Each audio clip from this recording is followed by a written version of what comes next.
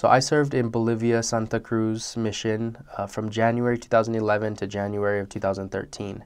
At that time, Santa Cruz was all one mission, and it went everywhere from Santa Cruz all the way down to the border of Argentina,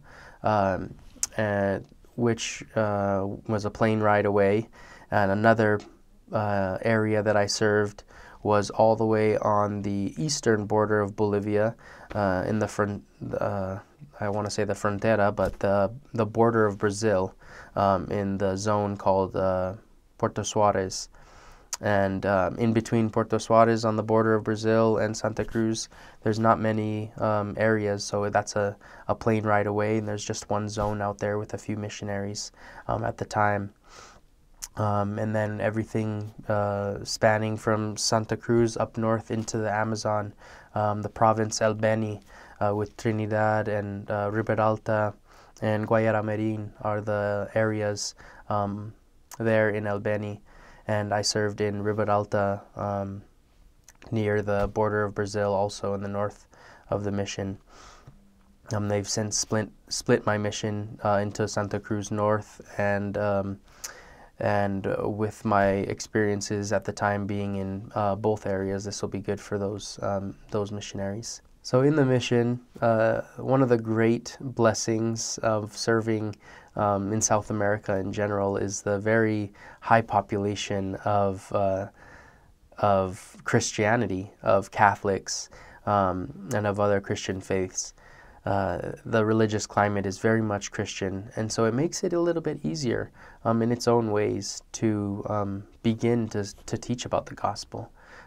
You can jump into a taxi and you can be in a 5-minute drive to a place, and you can already be talking to the guy about going to church on Sunday, and he'll feel bad and guilty for working on the Sabbath day.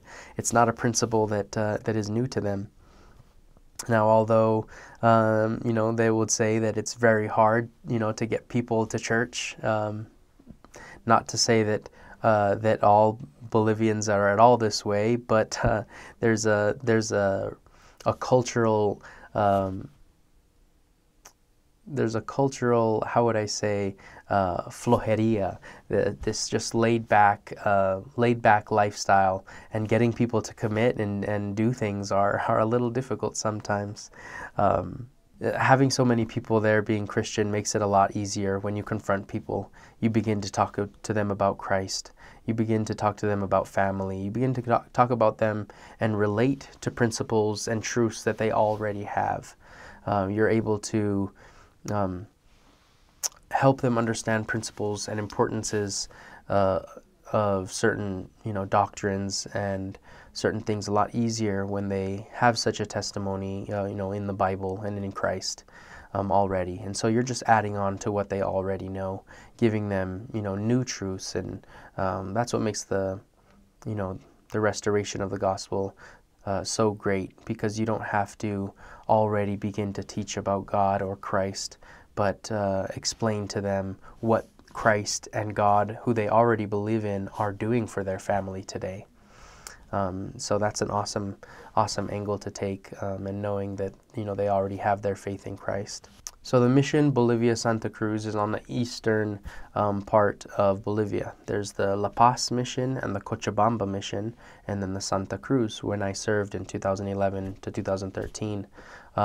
If the mission is, the northern or not in Santa Cruz, at my time there was only one mission.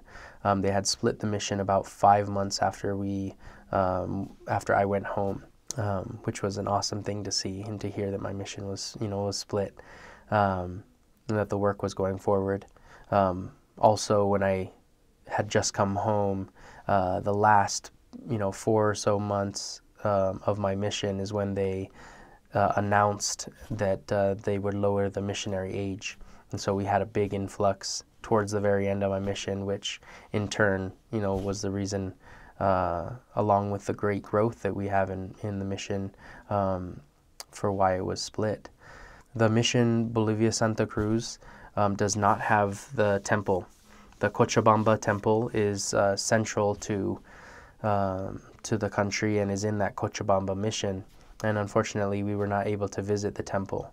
but it is a great blessing to be able to have members who have experiences in wards that will take bus trips to the, to the temple, and being able to testify, to people that they can, have an eternal family, and, it's not, on the other side of the world. That's the great thing about having the temple there in Cochabamba. I think it's about a 10-hour bus ride, and it's a blessing that they have a temple there in Bolivia. It's a beautiful temple, and I was able to witness families and members of the church who were recent converts, or who had been saving up, a lot of money in their eyes to, make the sacrifice to go to the temple. It's a blessing to have that so close there in Bolivia.